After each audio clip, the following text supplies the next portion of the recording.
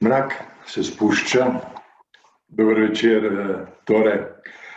Se veste in tudi vidite, da sem že iz tiste analogne dobe, kar pomeni, da mislim, da se je v knjigah bolje pogovarjati iz oči v oči. Še najbolje tam, kjer tudi diši po knjigah, v knjižnici. Torej. Ampak ta nesrečni virus nas je izstrelil v neko novo realnost, ki se je vse jaz prav nič ne veselim, čeprav nekatere reči pa v tej novi realnosti postajajo zelo, zelo enostavne. Preseliti se v živo v Rim, recimo, in biti s pomočjo računalnika tako rekoč iz oči v oči z gospodom Jankom Petrovcem je v času koronavirusa povsem samo po sebi umevno. Janko, dober večer. Ja, lep dober večer. Pozdravljen. Živijo. Nekaj naslednjih 10 minut bova mi dva na ti. Dobro, 10 minut so skupaj užila na RTV-ju, razen če seveda ne ustrajaš na vi, potem nobenega problema. Tistega gospoda, ki si ga prej omenil, ob mojem imenu pri tekočem računu ni, veš. Res? Da zahteva, italijanske banke naredijo vse za svoje komitente. Povem, Janko, za začetek, vse v redu pri tebi. Testi negativni, razpoloženje pozitivno. Zadnjič, ko sem napravil test, je bilo januarja, ko sem prišel v Slovenijo za en teden dni, se pravi, takrat sem ga moral narediti dvakrat, ob odhodu iz Rima oziroma pred prihodom v Slovenijo, pa seveda tudi pred povratkom, takrat je bilo vse negativno. Še predtem sem enkrat delal že lani poleti, test tudi v Sloveniji, pa je bilo tudi negativno. Simptomov v vsem tem času nisem imel nobenih, niti gripnih. Letošnje leto si bomo zapomnili med drugim tudi po odsotnosti gripe. Tako da, za potrkati je. No. Ja, in še nekaj sem prej na začetku pozabil omeniti. Če bi zdaj sedela v nekem studiu, potem bi se gledala v maskah. Vidiš, računalnik nam omogoča, da se vidiva tako, kot se spodobi. Ja, to je eno od odkritij tega leta. Dejansko v bistvu tudi tisti, ki smo na pragu 50-ih, recimo, kot velja zame, pa še kakšno leto starejši, nimamo več izgovorov. Nimamo nobenih izgovorov. Moram reči, da tudi kar zadeva delo na televiziji, se pravi delanje televizije, je postalo, moram reči, da so nižje kvalitete postale sprejemljive pri našem delu, kar pa upam, da v naslednjih letih ne bo postala naša razvada. Tega se pa kar malo bojim. Se mi zdi, da je prav, da smo znižali naše zahteve tehnične, zaradi tega, ker je vsebina vendarle pomembnejša od forme, da pa v trenutku, ko bo epidemije konec, pa upam, da se ne bomo preveč razvadili in da bomo šli nazaj na vse terene, ki nas čakajo. Janko, v dveh stavkih, da ne kradeva čas tvoji knjigi. Danes 1, 2, 3, 3. marec, vse v redu v Italiji? Ja, vse v redu je v Italiji. Kako naj rečem, vse je v redu v mejah tega, kar se da narediti. Zdaj ste pokazali eno sliko, ki je stara skoraj 1 leto. Mislim, da smo to aprila ali maja, me je Iris Rupnik, moja snemalka, snemala pred Kolosejem, ko sva imela en vklop v dnevnik, verjetno glede na uro dneva. Zdaj je seveda v zadnjih dneh se seveda ukvarjamo predvsem širjenjem te britanske nesrečne variante virusa, ki je v Italiji širjenje te variante doseglo že 54% po včerajšnjih podatkih, ki temeljijo na podatkih iz dne 18. februarja, se pravi, to je na nek način kar zaskrbljujoče, ampak zgleda vendarle, da si je ta nova vlada Marija Draghija zadala kot glavno nalogo, da dejansko konkretno pospeši in da napne vse svoje moči, da si zagotovi več cepiv, zato da bi dejansko, Draghi bi si želel, da bi do konca julija bilo 50% Italijanov cepljenih. Hvala, upam, da bomo uspeli tudi zato, da se to ne preseli k nam. Poglej, ampak v tisti sliki prej, ki sva jo videla pred Kolosejem, kot nalaž. Neizmerno sem ti v tistem času zavidal ta tvoj Rim. Ulice, kjer zgodovina dobesedno diha vate, pico na kaki terasi nad ulico, obvezen kozarček Jantija, seveda, potem tisto kavo, ki diši čez 3/4 ulice, da ne naštevam naprej. To je velik privilegij. Kaj lahko poveš v svoj zagovor? No, pic zelo malo sem pojedel v teh mesecih, to pa zaradi tega, ker imamo po 18. uri zvečer zaprte vse gostinske lokale. V Italiji je že tako, da za kosilo se pica skoraj ne je, ne, oziroma jo jedo samo turisti, kot si ti, na primer, kot seveda velja tudi za kapučino, ne, da se ga ne pije po 11. uri dopoldne, oziroma če ga kdo po 11. uri dopoldne naroči v lokalu, to gotovo pomeni, da ni Italijan, pa če govori še tako dobro italijansko.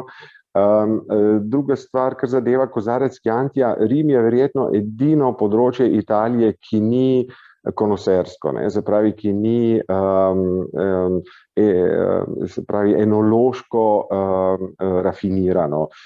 Rimljani so v bistvu zelo preprosti ljudje, ki imajo radi vino, kot oni pravijo, di facile beva, se pravi, da zlahka steče po grlu, bi mi rekli, ne. Se pravi, oni imajo radi nezahtevne vina, ki so zelo pitka in zelo dobra. Chianti je seveda v Rimu pač nekaj, kar prihaja iz Toskane. No? Tako da v svoj zagovor ne morem prav kaj veliko povedati. Jaz sem v tem letu, zdaj je že celo leto, ne, kadarkoli sem bil prost, neznansko užival v tem, da dejansko imam privilegij, da lahko okusim Rim brez turistov. Ne. In če smo poleti recimo bili srečni zaradi tega, ker je bilo turistov malo, potem ko so se vrnili po spomladanski zapori, potem lahko zdaj rečem, da turistov praktično ni. Jaz sem zdaj sredi montaže enega daljšega prispevka za Globus prihodnjega tedna in sem govoril tudi s hotelirji. V tem trenutku imamo v Rimu, lahko si predstavljaš, da je v Rimu okoli 1200 hotelov, od teh 1200 hotelov jih je trenutno odprtih med 60 in 70. Tako da to ti pove, koliko gostov imamo v tem mestu, praktično nič. No. Mi je bilo všeč, ne, če rad pijem dobro vino, potem je to, kako si rekel, enološko rafinirano. Ja, veš, kako Italijani so enologi, vsak drugi Italijan je enolog, ne, se pravi, je poznavalec vina svojega teritorija in tako naprej. Ne.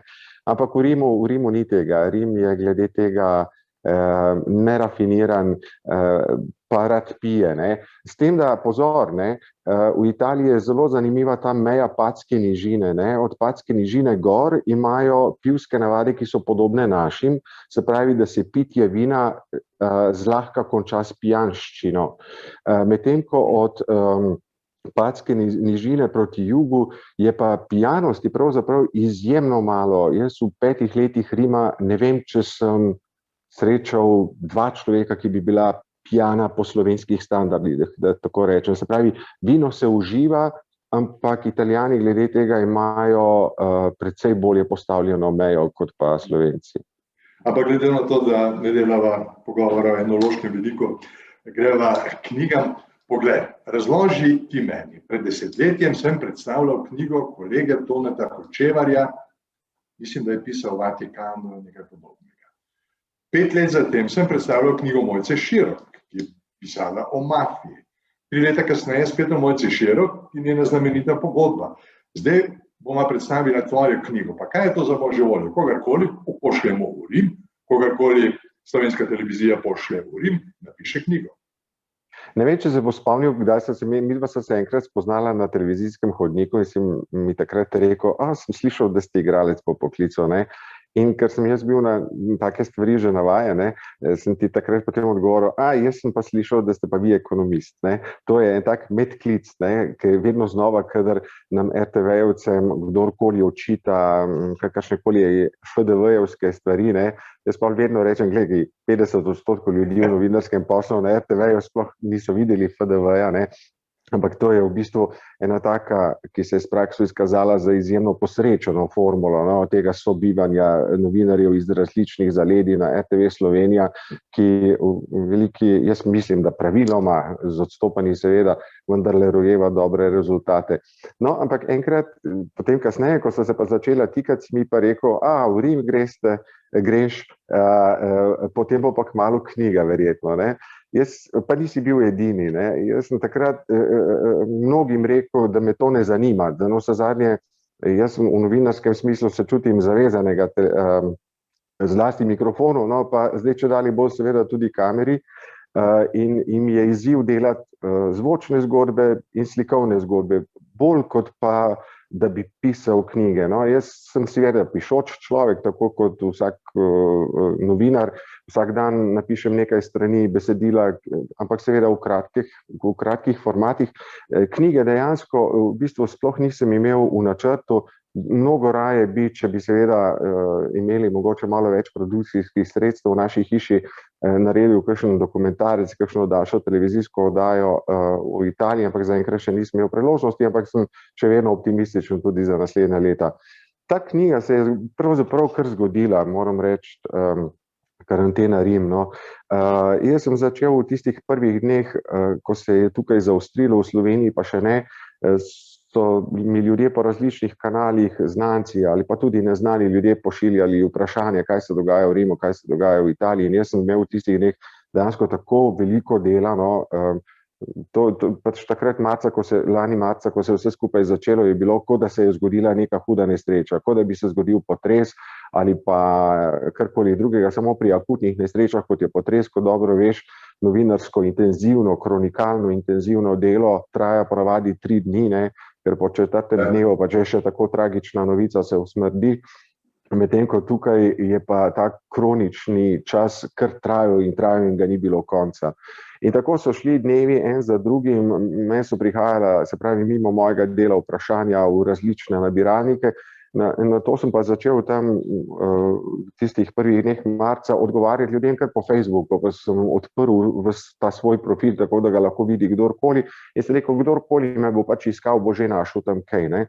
Ampak z dnevi potem, ko se je ta epidemija je tako zelo pravzaprav v različnih fazah različno psihološko vplivala na vse nas in na vsakega posebej, da se je tudi v meni potem začelo nekaj obračati, ne.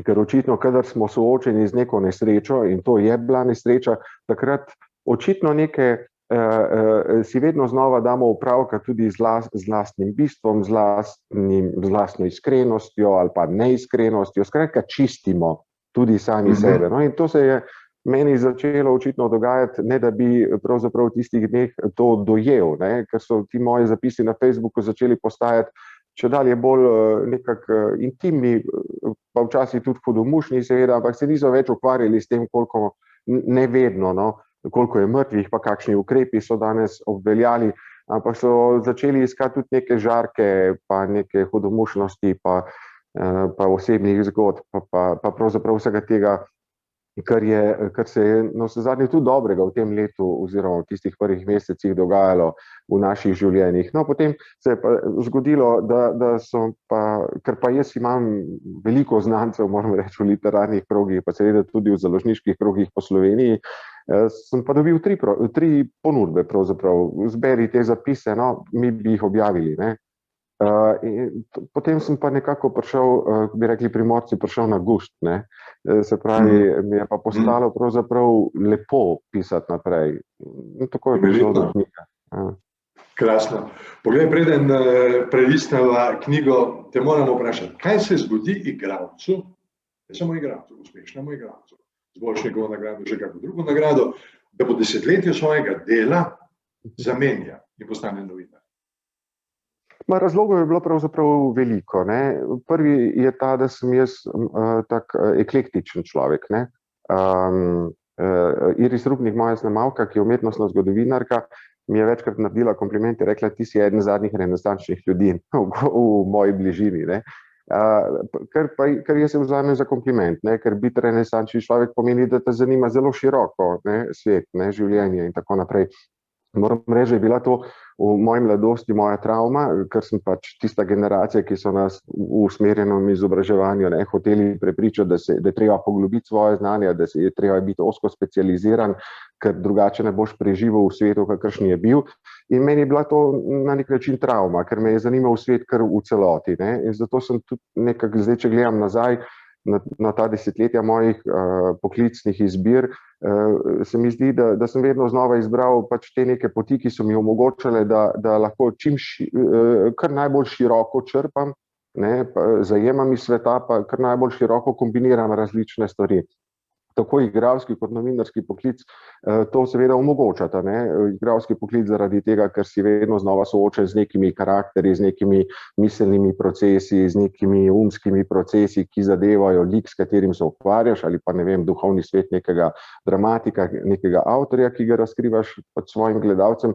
V novinarstvu pa seveda, jasno, sploh v dopisništvu zdaj v zadnje leta, si pač človek za vse, moraš biti človek za vse, vse te mora zanimati, vse zadnji svet te mora, če sem malo vulgarno, rajcati, vznemirjati te mora, enostavno ti ne more, če ti je vseeno za svet, potem nisi za ta poklic, se mi zdi, ali pa če se sveta bojiš, moraš biti najprej radoveden do sveta, šele potem se ga lahko tudi izbojiš in tako naprej, Zdaj, v igralskem poklicu jaz imel en zelo lep cikel 12 let, ki se je končal, kot si sam rekel, z Borštnikovo nagrado.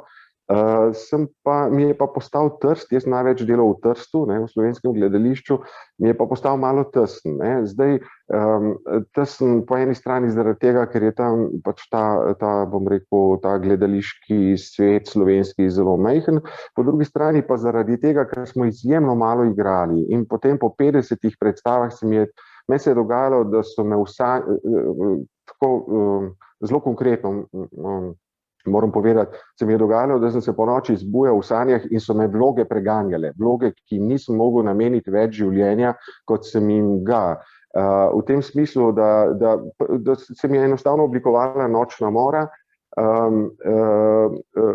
z likom, ki sem ga igral, ki sem ga recimo vadil 2 meseca, potem sem ga pa igral samo 10-krat, 11-krat, ker pač več predstav zaradi pač okoliščin, v kakršnih deluje slovensko gledališče v Trstu, nismo mogli igrati. In to je meni postajala velika travma, moram reči. To, da te vloge, ki navsezadnje si jih spravil v življenje, da jim nisi mogel zagotoviti daljšega življenja, da bi se izpele, kot bi se reklo. Recimo, potem je bilo še cel kup drugih razlogov, nisem pa nikoli bil igralec tako, da bi jaz sem igralstvo razumel kot poklic, ki je lep, v katerem uživam, ki ga imam rad, ki mi je izzivalen, ne pa kot edino možno zame v življenju. Meni je bila novinarstvo navsezadnje ves čas nekaj vzporednega. Jaz sem vsa poletja, ko sem bil v Trstu, delal na radiju, jutranji program sem vodil, pripravljal različne prispevke in tako naprej, ker smo pač tam bili v gledališču na cesti, ker tam ni stalnih zaposlitev. Tako da potem je prišlo do ene priložnosti za stalno zaposlitev na RTV, na Radiu Slovenija, pravzaprav, ki sem jo izkoristil in mi ni bilo žal. Imenitno za ta moj ceh je vsekakor dobro, da te gledališče ni povsem izpolnjeno, si potem zamenjal. Poglej, Janko, povej mi, odkot je ta citat. Njegove reportaže so kot vroče žemljice, ne moremo se jim upreti, nihče se ne vpraša, o čem govorijo, on kot avtor je zadostno zagotovilo, da so dobre. To je iz utemeljitve letošnje nagrade oziroma lanskoletne nagrade Čuvaj Watchdogs, Društva novinarjev Slovenije. Res, ne samo Borštnikova nagrada, tudi nagrada Društva novinarjev Slovenije. V tej svoji knjigi, 140 strani približno obsega, si pravzaprav podoživel vso svoje življenje, recimo od leta 16 naprej v Rimu, v Italiji. Ni se začelo prav lagodno tistega leta 16. Nisi še prav razpakiral kovčkov, se je zgodila nica. Ja, res je.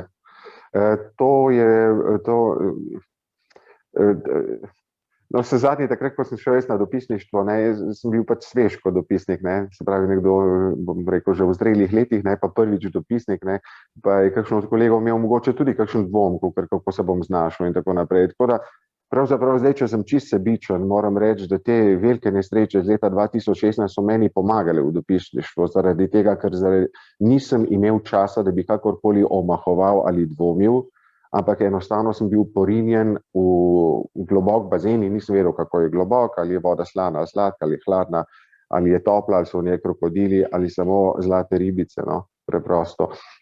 Tako da, bom rekel, čist zornega kota svežega človeka na dopisništvu je bilo to dobro, ker si porinjen v situacijo in moraš zelo hitro se naučiti. Stališča človeka je bilo pa hudo, seveda, pač zaradi tega, ker jaz sem bil 2 tedna v Rimu nisem vedel niti, a sploh obstajajo povezave z Nico, takrat, ko se je zgodil teroristični napad iz tega kamionarja džihadističnega, ki je pobil več kot 80 ljudi na dan 86, mislim, da je. Ja, na dan Bastilje. In potem naslednjega dne sva enostavno z Iris odpotovala in sva šla tja in sva pač pokrivala posledice tega grozljivega dejanja na licu mesta. Tam je bila mogoče tudi težava malo v tem, da nisem znal francosko, ampak Nica je ob meji, tako da tudi z italijanščino se lahko kar v redu prebiješ.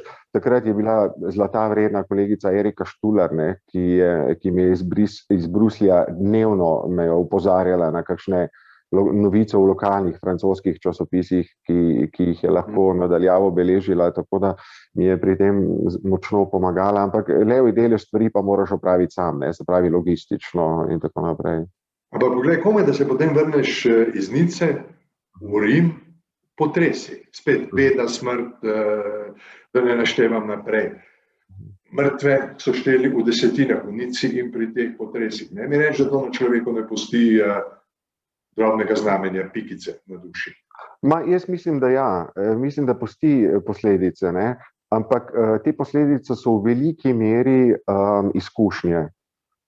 Izkušnje, ki te spremenijo in te obogatijo, potem, ko jih opazuješ nazaj. Zdaj se bo to tako trapasto slišala, ampak jaz sem za vse te nesreče hvaležen, veš, usodi. Ker z vsemi temi mislim jaz osebno, z vsemi temi nesrečami sem jaz večji. Ker če ne bi bil soočen z njimi, ne bi bil soočen z nekimi velikimi čustvenimi pa tudi preizkušnjami na ravni vrednot, recimo naslednja bi bila tudi lahko migrantska, se pravi ti, ko si soočen z grozno nesrečo, ki je doletela nekoga drugega, to se tebe prime, ampak tebe tudi spremeni. V tistem trenutku, ko si soočen z njo in ko jo pokrivaš, seveda, ti kot novinar imaš cel kup nekih logističnih težav, cel kup nekih problemov tehničnih, ki jih moraš rešiti, Poleg tega si pa tudi soočen z nekimi ljudmi, ki trpijo, preprosto, in to trpljenje ne moreš iti mimo njega, to trpljenje moraš vzeti. Jaz si tako predstavljam, to večkrat rečem, pa ne vem, če znam to prav dobro razložiti. Meni se zdi, da je pomembno, da si v takih situacijah odprt, veš, da se razpreš, da preprosto pustiš, da dogajanje teče skozi tebe. Ker če začneš graditi zidove, da bi se ubranil, jaz to razumem zelo pod navednicami, jaz tega ne znam in na tak način se ne znam ubraniti. Mislim, da se najbolje ubranim pred dolgoročnimi posledicami na ta način, da se preprosto razprem dogajanju, pustim, da valovi skozi mene, me utrudi, me izmuči, me razžalosti, ampak samo na ta način se potem stvar tudi odpelje naprej. Ja. Moški težko priznamo. Jočeš, Janko, tu in tam. Ja, jaz ne vem, jaz pa s tem nimam nobene težave, ker se mi zdi, da jaz sem, hvaležen svojemu življenju v tem, da mi vedno znova, tudi prej v igralskem poklicu, kot zdaj v novinarskem, ponuja na pot močne, pretresljive preizkušnje, ki mene bogatijo, ampak pretresljive preizkušnje seveda včasih zahtevajo gromik smeh, včasih pa solze. In preprosto sem že predaleč onkraj neke podeželske slovenske provenience, da bi sploh pomislil na to, da se nekaj ne spodobi, kot je solza, recimo. Meni solza takrat, ko je potrebna, pa bodisi zaradi žalosti ali zaradi ganjenosti ali zaradi smeha, pomaga ravno pri tem, kar sem ti prej rekel, se pravi biti razprt in na ta način se očistiš vsega tega, kar kot novinar moraš sprocesirati. Ja, lepo povedano, da ne bova samo pri solzah, dajva še malo poskusiti s smehom. Zdaj bova videla naslednjo fotografijo. So bili, mislim, da je tudi ta nastala v letu 16. Jeseni, če se ne motim. Človeka si srečal.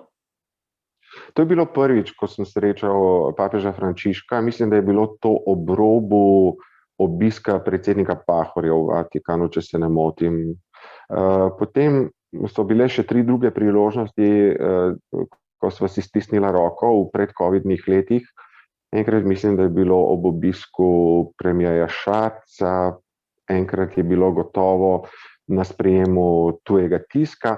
Najbolj intimno pa je bilo takrat, ko je slovenski kipar Nik Simčič papežu podaril njegov doprsni marmorni kip, ki ga je izklesal, in takrat je papež priredil eno zasebno avdienco za to skupino 5-6 ljudi iz Slovenije, ki so prišli s tem kipom. In sem jaz, moram reči, da po posredovanju kardinala Franca Rodeta lahko prišel zraven, v tej skupinici, sicer brez kamere. Ampak to je bilo recimo od 4 srečanj najbolj intimno, pa tudi najdaljše od mojih srečanj s papežem Frančiškom. Pa zanimivo, da v bistvu vsakič, veš, v teh situacijah, ko papežu daš roko,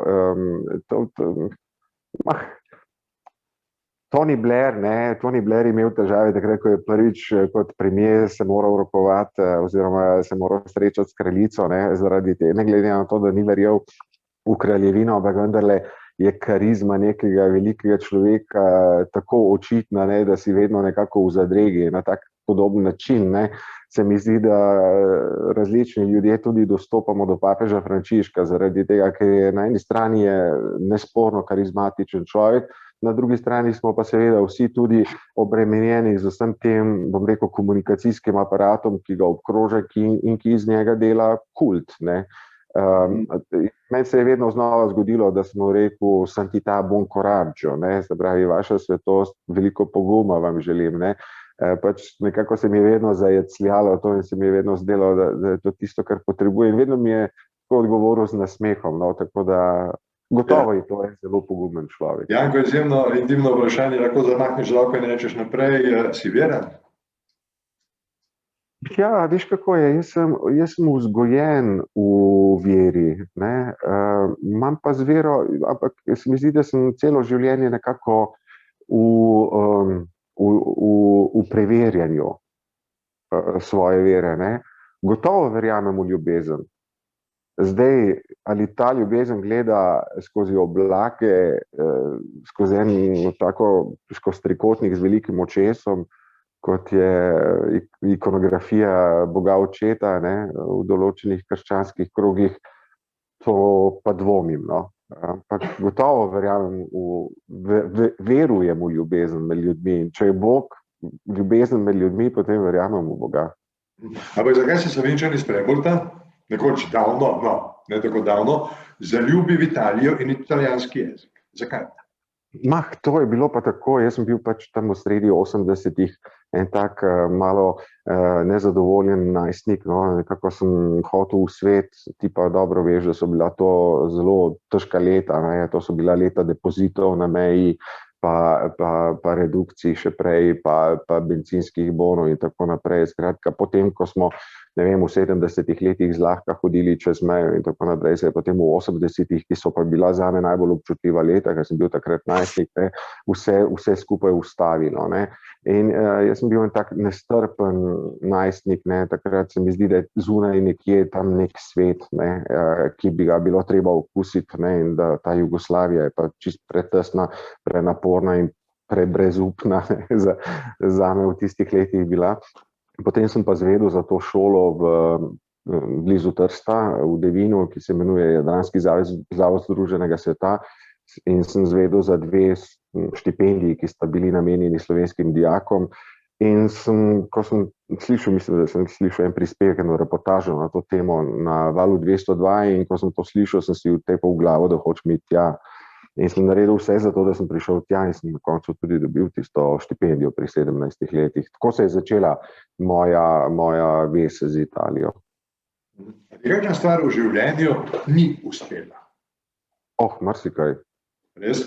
Marsikaj. Pa saj življenje je napravljeno iz tega, da se pobiraš na noge, ne iz tega, da stojiš na nogah. Poglej, v knjigi, o kateri govoriva, je opisanih 82 dni, ko ni bilo mogoče potovati, ko je bilo življenje izjemno omejeno, pa še enih 10 ali 20 dni, ko se je vse to pripravljalo. V tem času, teh dni, ne, si ti za radio in televizijo naredil, če se prav spomnim, 265 televizijskih ali radijskih prispevkov. Ne. To je novinarska norma za leto ali pa za leto in pol. Vsak dan 2,8 verjetno, če bi zdaj delil. To je ogromno dela, kako si zmogel, si se bil počutil praznega. Počutil sem se zelo, zelo utrujenega, zlasti v prvih tednih. No. Ampak ne, praznega ne, ker je bilo, vse je bilo novo. Ne. Zdaj recimo, zdaj mi je mnogo naporneje delati prispevke, ki so vezani na epidemiološko sliko, na ukrepe in tako naprej, ne? Ker smo že toliko ciklov istega ali pa podobnega napravili v tem letu, da sem sam sebi dolgočasen. Ne? Čeprav je seveda vsake toliko potrebno obnoviti, ne? Ali pa je nekaj novega, pa je treba na to temo znova narediti prispevek. V tem času je seveda vsaka tema, ki se jo lotim, je postala prepojena ali pa vse je označena z epidemijo, s covidom, tako da se temu ne moremo izogniti. Ampak naporno pa mi je zdaj, ne, pač govoriti o, ne vem, številu okuženih, številu mrtvih, kakšni so novi ukrepi.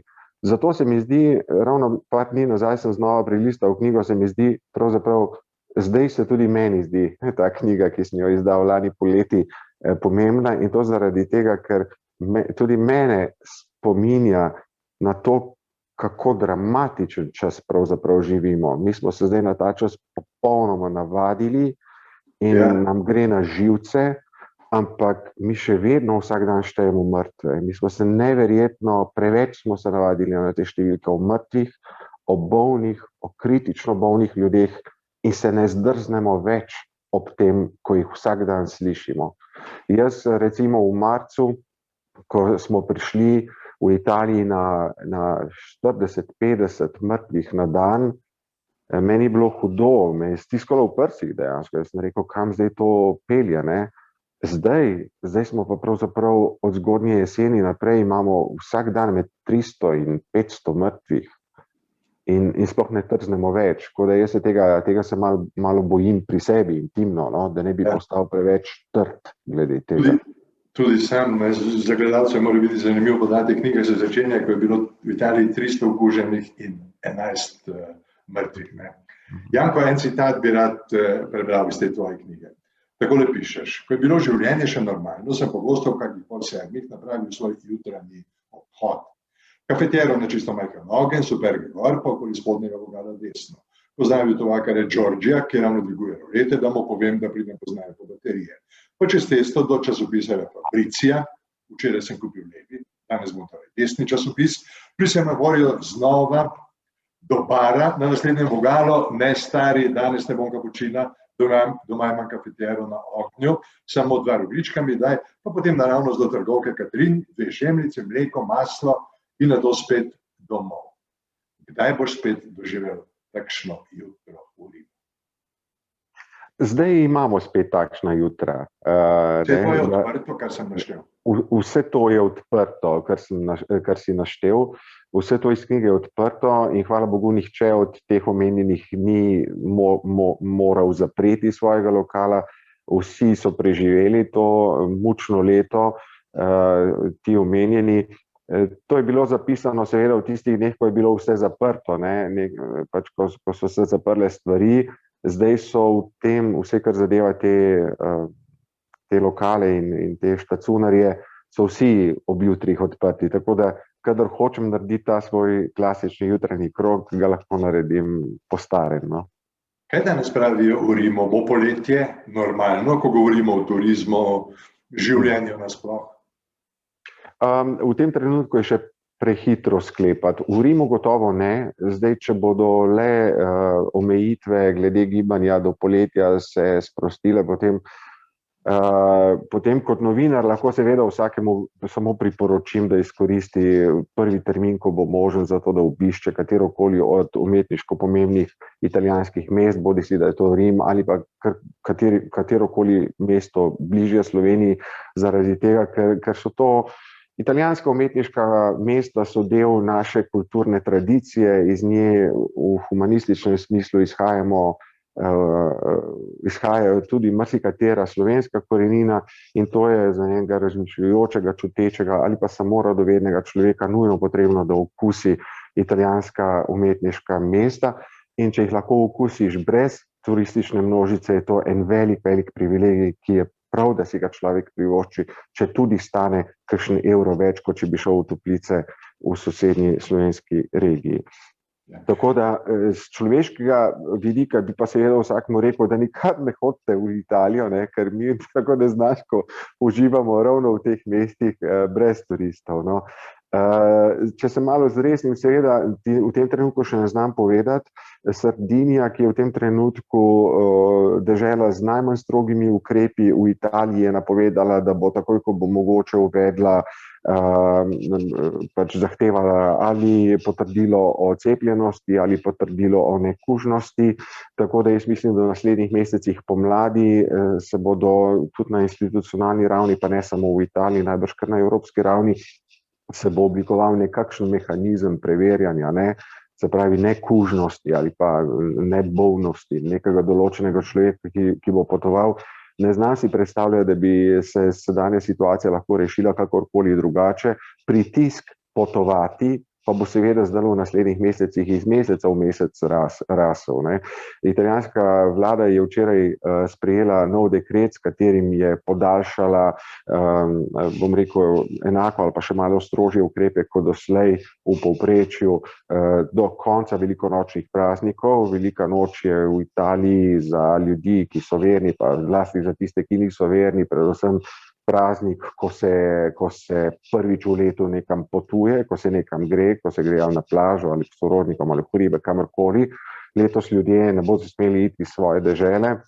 Marsikatera dežela bo rdeča, kar pomeni, da bodo ljudje v bistvu omejeni na okolico svojega doma, tako da bo ta nestrpnost rasla v mesecih proti poletju. Tako da nekaj bo gotovo treba narediti, sploh recimo v Rimu, ko pridemo do konca maja, temperature zrastejo nad 30 stopinj in je nemogoče ljudi držati v domovih. No. Janko, naslednji citat. Moji križi nikoli niso bili križi. Nikoli nisem šel lačen spat, nikoli mi nihče ni meril s puško v obraz, vedno sem imel streho na glavo. Vse drugo je drugotno. Do takšnega spoznanja pride človek potem, ko nekaj mesecev živi v tem času virusa korone ali potem, ko bo skoraj dopolnil 50 let?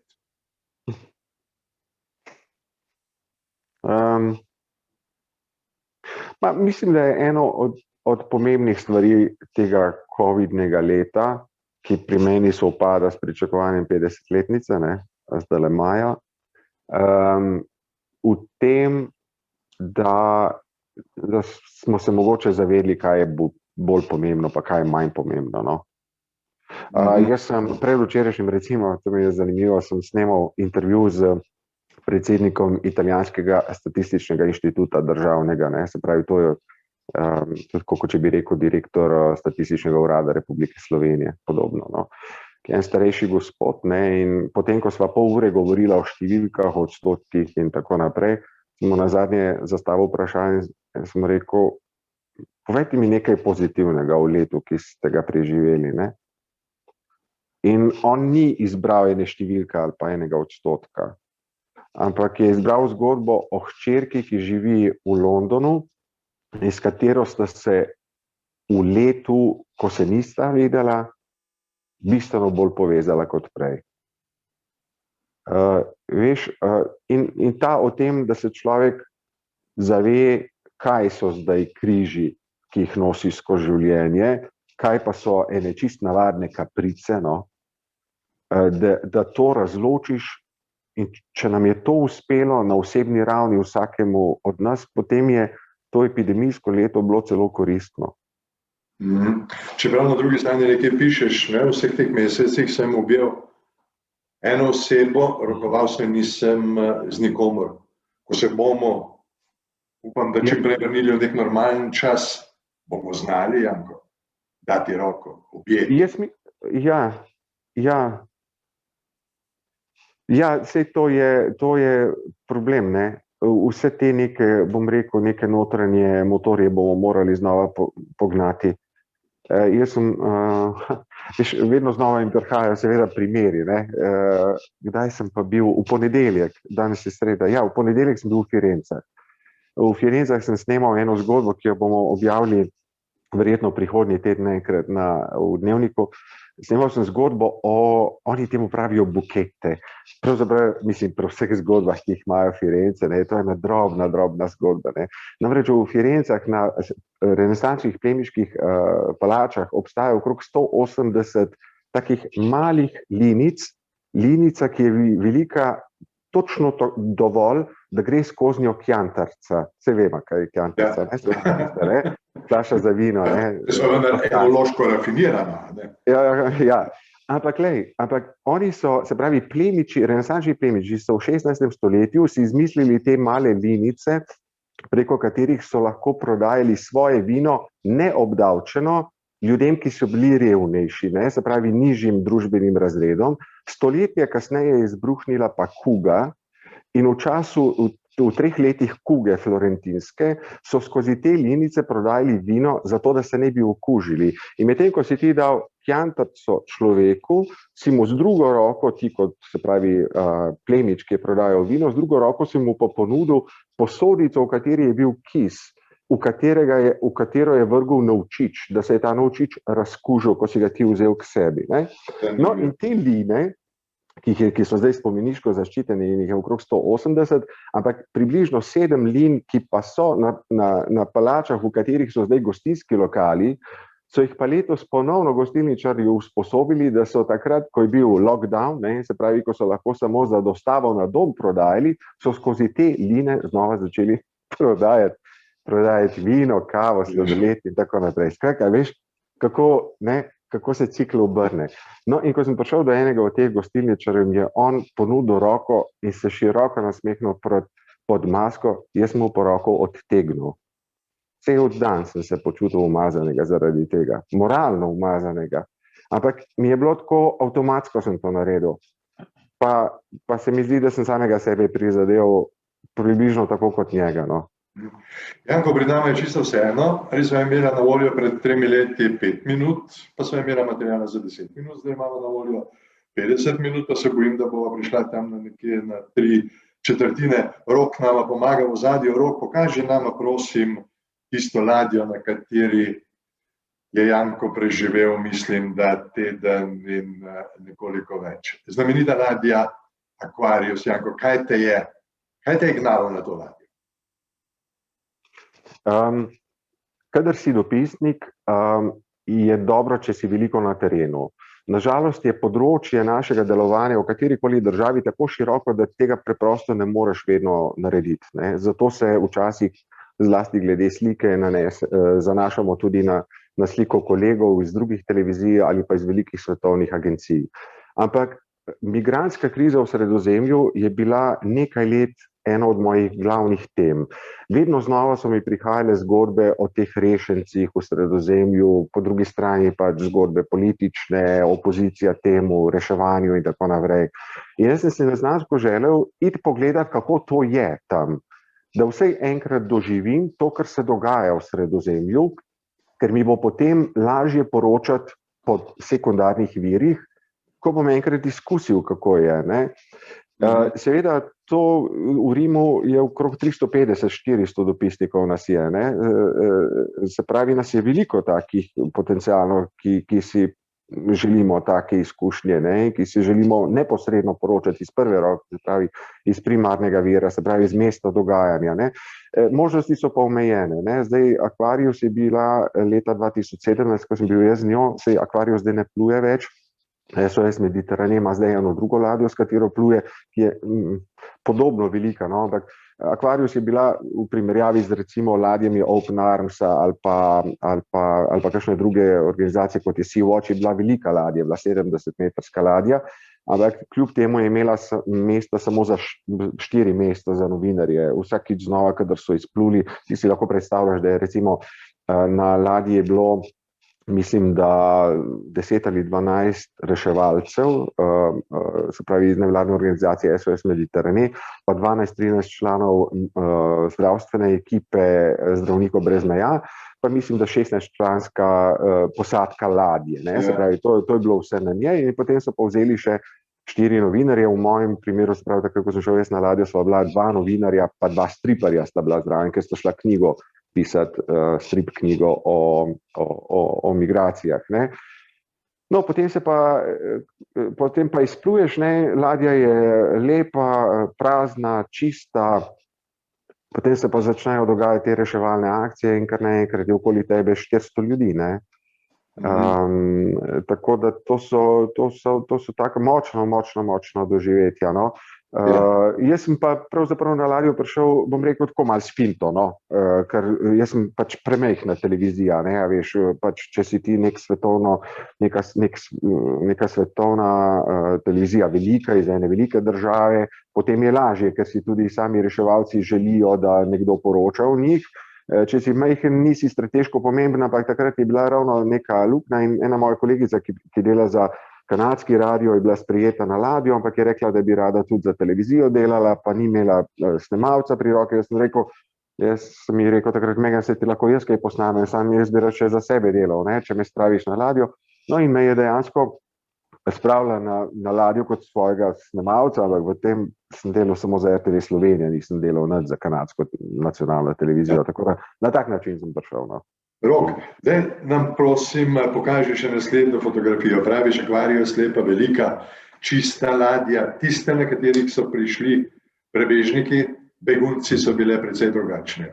To je prostor, iz katerega so izkrcali 100-150, mora biti celo več ljudi.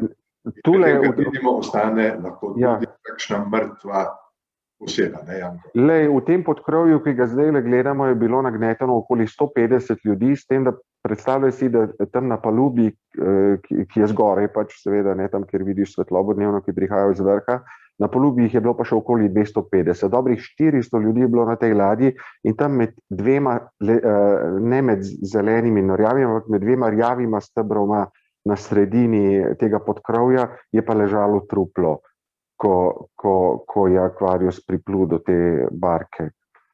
In v tem truplu pravzaprav tudi pišemo v svoji knjigi. Ja, prihranjiva usodo tega trupla za bralce knjige. Janko, boš kdaj pozabil pogled na to podpalubje, boš pozabil von tega podpalubja, je to mogoče pozabiti? Ne, tega človek, tudi če bi hotel, ne sme, ne. To ne smeš pozabiti, ne. To je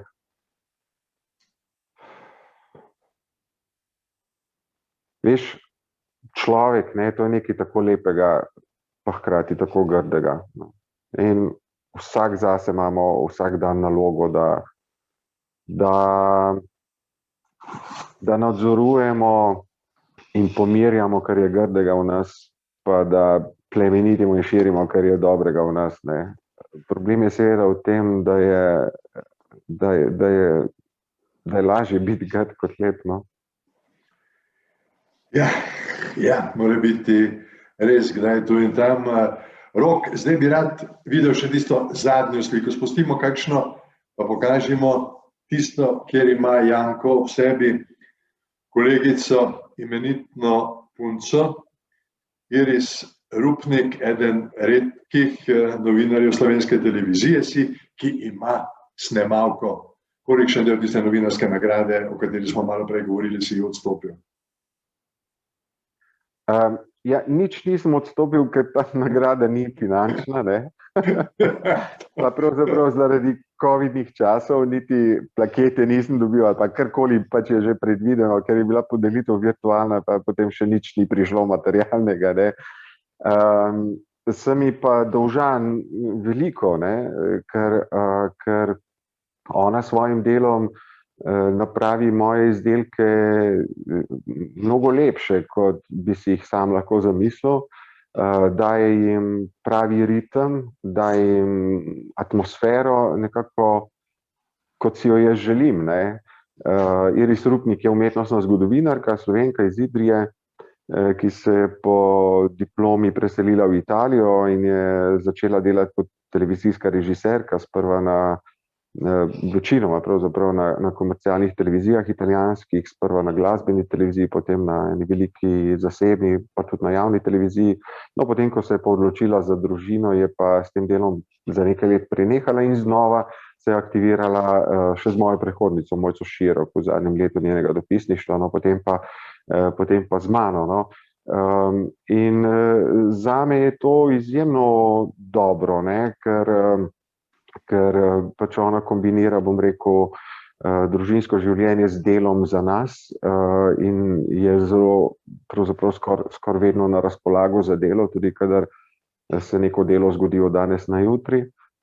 In je izjemno inteligenten človek z veliko, bom rekel, umetnostno-zgodovinskim znanjem in ima desetletja televizijskih izkušenj.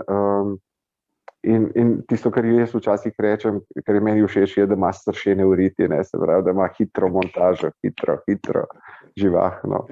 Ja, hvala, Iris, da prenašaš tega Petrovca in hvala za vse tisto, kar vidimo, Iris, skozi tvoje oči. Malo šale, 18 let, Janko, svojega življenja si preživel na tujem, pozabila sva, pa nimala časa povedati, da si na začetku delal tudi kot prostovoljec. Zanimiva je tvoja razlaga teh 18 let. Praviš, drevesa imajo korenine, ptice imajo krila, ljudje imamo noge, torej marš v svet. Takaj, da je domotožje to in tako? Ma ne, zdaj ne več. No. Včasih si enostavno želim biti, veš, želim si biti blizu moje družine, želim se usesti za mizo s kakšnimi prijatelji iz Ljubljane, ne. Ampak ne bi pa o tem govoril kot o nekem celostnem domotožju, no. Meni je lepo prehajati med svetovi, lepo mi je iti v svet in lepo se mi je vrniti, no. Je pa fajn, da se to na nekaj let izmenjuje, no. To mi je všeč, tak način mi je všeč. Janko, 2 vprašanji samo postavek odgovora, prosim, koliko knjig si prevedel doslej? 10, če se ne motim, zvestoba od Marka Misirolija, ki je šla v začetku lanskega leta, je bila 10. Kdaj bomo brali tvojo naslednjo knjigo? To je čustveno izsiljevanje, kar se zdajle greš. Prav. Poglej, za konec sem prihranil tvojo misel, pravzaprav misel, ki se nanaša na ceh, ne.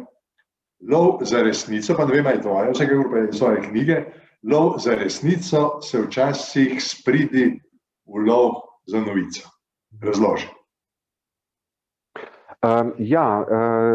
Pač jaz si ne domišljam, da imam dostop do resnice, kadarkoli opravljam svoje delo. Vem pa, da je vedno znova moja naloga, da si čim bolj z vsemi svojimi talenti, znanjem, izkušnjami in delom približujem, ne. To je moja naloga, ne, se pravi, čim bliže k resnici, pač upoštevaje deontologijo našega poklica, se pravi, neka pravila, ne, ki smo jim zavezani tehnično in moralno, etično, ne. Tako da to je ta pot, ne. Seveda, človek vedno znova išče zgodbo, ne. Smo pa tudi malo pokvarjeni zaradi časa, v katerem živimo, zaradi preobilice informacij, ki jih imamo okoli sebe in želimo, da bo ta zgodba atraktivna, ne. Zdaj, atraktivnost te zgodbe oziroma hotenje, da bi bila zgodba atraktivna, je pa včasih lahko tudi večje od zgodbe same. In tega se je pa treba bati, no, tukaj se je pa treba po prstih udariti, se mi zdi, ne. Skratka, je treba dopustiti, da zgodba ne bo zdaj za policerja, no. To je bil Janko Petrovec, za katerega sem prepričan, da pri njem lov za resnico nikoli ne bo postal ali pa se spridil samo v lov za novico. In še to moram dodati za konec. Mislim, da na nobeni drugi lokaciji v svetu televizija Slovenija ni imela toliko sreče kot z dopisniki v Rimu. Že povedani, že omenjeni Tone Hočevar, pa Mojca Širok in na koncu Janko Petrovec. To so desetletja kvalitetnega poročanja. Seveda, Janko, spet ti bom zavidal jutri zjutraj. Prosim? Pa kolega Pengov. Ja, seveda, ampak to je že skoraj da zgodovina. Spet ti bom zavidal jutri tiste žemljice, pa rogličke, pa kapučino tja 12. ure, ampak tudi na tej naši strani se zna najti kaj lepega. Hvala ti za te minute. Verjetno bodo gledalci zdaj rekli, da sva klepetala o marsičem v knjigi še najmanj. Ne, vse to, o čemer sva midva klepetala, je v tej knjigi. Janko je 5 let svojega dela v Rimu, v Italiji strnil, še enkrat premislil o teh 82 dneh karantene in vse to lahko najdete v tej knjigi. Janko Petrovec, lep pozdrav v Rim in krasno seme. Najlepša hvala. Pa hvala vsem, ki so naju poslušali, zlasti seveda tebi za vodenje skozi te čeri. Hvala, tudi jaz sem se želel zahvaliti gledalcem, poslušalcem tega najnega pogovora. Še enkrat, ne bo vam žal, zanesljivo vam ne bo žal, ko boste vzeli v roke knjigo in jo prebrali, lepo se imejmo in lepo se imejte vsi skupaj.